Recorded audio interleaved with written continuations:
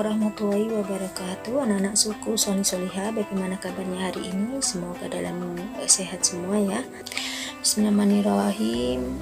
Puji syukur puji syukur selalu kita panjatkan kepada Allah Subhanahu wa taala yang telah memberikan kita kesehatan sehingga kita bisa berjumpa dan melaksanakan puasa Ramadan di hari ini itu hari yang ke-18. Di mana hari ke-18 itu mempunyai keutamaan ya, keutamaan di bulan Ramadan, seperti pahalanya yang kita dapat itu bagaikan kita melakukan syuhada Badar ya. Selain itu juga pahala yang besar ya, keutamaan di Ramadan yang ke-18, yaitu kita mendapatkan pahala sampai tahun berikutnya, subhanallah ya. Kemudian sholawat serta salam tidak lupa juga kita haturkan kepada junjungan kita Nabi Muhammad Shallallahu Alaihi Wasallam ya. Nah, subhanallah ya, di bulan puasa Ramadan ini ternyata selain kita melaksanakan puasa Ramadan dan mendapatkan pahala, ternyata di bulan puasa ini diusahakan ya, dimana pahala-pahala yang kita dapat itu ternyata bisa berlipat ganda. Nah, pahala-pahala selain puasa Ramadan itu apa saja yang bisa menjadikan ladang amal kita, menjadikan pahala kita, menjadikan tabungan kita kelak di akhirat. Nah, ternyata yang kita lakukan rutinitas setiap hari tanpa kita sadari ternyata itu merupakan ibadah dan mendapatkan pahala yang besar. Nah, contohnya apa itu? Misalnya makan sahur. Nah, makan sahur itu ternyata juga mendapatkan pahala. Nah, makanya usahakan ketika dibangunin untuk sahur, segeralah bersahur ya, karena selain itu ya, sahur itu juga merupakan energi bagi kita ya. Kalau kita tidak makan ya pasti sampai sore kita akan lemes. Makanya usahakan ketika sahur itu makan ya, supaya kita mendapatkan energi sehingga kita bisa dapat melakukan puasa Ramadan sampai sore, tenaga kita itu kuat untuk melakukan aktivitas, tidak cuma tiduran saja ya. Nah, itu ternyata makan sahur yang kita lakukan setiap hari tanpa kita sadari juga mendapatkan pahala. Kemudian yang kedua itu adalah mengakhiri sahur itu juga merupakan pahala ya, ladang pahala. Misalnya ya, kalau Rasulullah itu sukanya sahur itu mendekati imsak atau mendekati mau adzan subuh ya.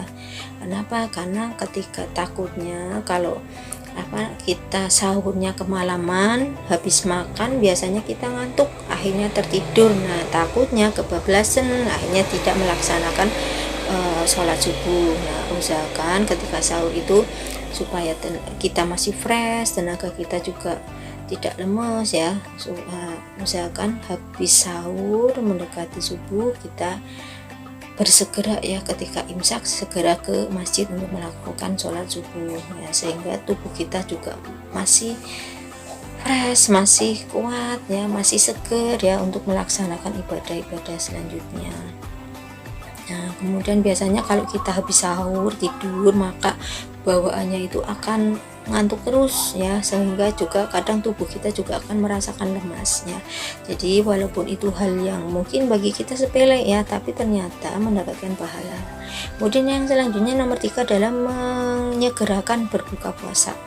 Menyegerakan berbuka puasa walaupun cuma seteguk air atau makan kurma saja. Nah, itu juga merupakan pahala ya. Makanya usahakan ketika berbuka puasa jangan main dulu ya, kemudian nanti makannya setelah sholat maghrib. Nah, itu tidak boleh ternyata ya. Usahakan setelah berbuka puasa ya, segera membatalkan ya, menyegerakan berbuka puasa ya, walaupun itu cuma minum aja atau makan kurma saja. Nah, itu yang penting sudah batal baru melaksanakan sholat maghrib.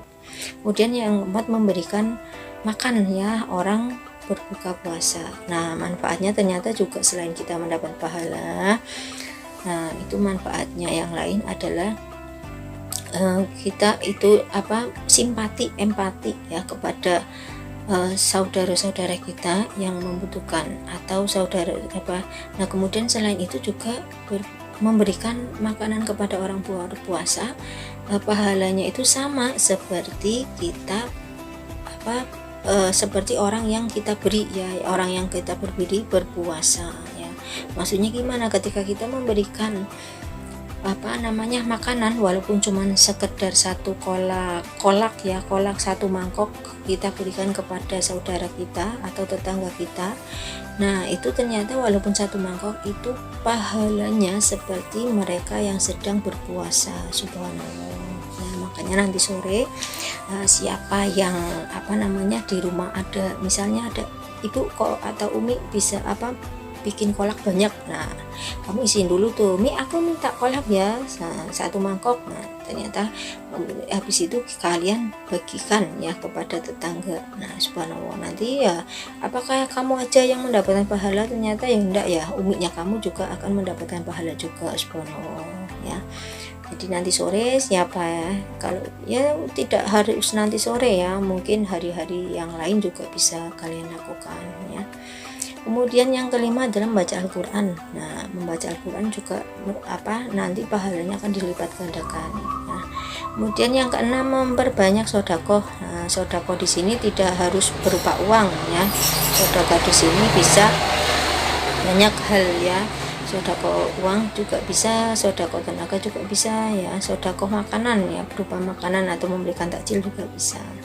Kemudian yang ketujuh adalah menjaga tutur kata dan anggota tubuh. Maksudnya apa nih ya tutur kata? Misalnya daripada kalian ngobrol gerombolan sama temen, kemudian akhirnya ngerasani, itu juga nggak boleh. Atau kamu menggerakkan misalnya nggak ada pekerjaan, tugas sudah dilakukan, akhirnya kalian pergi ya untuk melakukan ke ini yang ada wifi-nya, kemudian melakukan game. Nah, itu juga tidak diperbolehkan. Karena apa? Menjaga, ketika kita berpuasa kita juga berhak menjaga anggota tubuh kita supaya juga ikut berpuasa ya. Maksudnya ikut berpuasa apa ya, tidak melakukan hal-hal yang akan membawa atau menambah dosa kita ya. Mungkin tanpa kita sadari nge-game, nah itu ternyata juga tidak bagus ya. Atau daripada mainan nonton YouTube terus, nah itu juga tidak bagus. Alangkah baiknya gunakan waktu sebaik mungkin untuk melakukan ibadah ya. Contohnya membaca Al-Quran, membaca buku, itu kan juga merupakan ibadah ya. Nah, daripada kita ketika puasa melakukan hal-hal yang negatif, misalnya nge-game ataupun apa, itu juga tidak diperbolehkan ya. Tubuhnya kita juga berpuasa ya. Kemudian yang kedelapan ya, itu meninggalkan nafsu dan syahwat. Nafsu dan syahwat misalnya apa? Kamu marah, nah itu menahan. Kemudian nafsu, misalnya kuotanya kamu habis ya, kamu aku minta uang buat beli kuota ataupun nah itu juga usahakan ditahan. Nafsu di sini bisa marah, berupa marah ya, supaya kamu tidak berantem sama adik ya. Kemudian kamu misalnya berselisih dengan teman, akhirnya emosi ya, nafsu pengen main petasan, itu juga merupakan kita mendapatkan pahala karena menahan nafsu ya. Nafsu di sini adalah nafsu-nafsu negatif yang akan bukannya mendapat pahala tapi mendapatkan dosa ya. Usahakan ya selama bulan puasa kita benar-benar menjaga tutur kata kita, menjaga tubuh kita ya. Kemudian kita juga memperbanyak ya sedekah, kemudian kita juga melakukan hal-hal yang positif ya, yang dimana kita pahalanya mengumpulkan banyak-banyak pahala ketika bulan puasa ya. Anak-anakku soleh-solehah, itu aja yang bisa Ustazah sampaikan. Semoga mendapatkan manfaat ya, semoga apa yang Ustazah sampaikan bisa bermanfaat bagi kalian ya. Semoga kita bisa lebih baik lagi di tahun ini daripada tahun kemarin ya. Kemudian tahun depan juga kita akan lebih bagus lagi ya dalam beribadah. Amin amin ya rabbal alamin. Wabillahi taufiq wal hidayah. Assalamualaikum warahmatullahi wabarakatuh.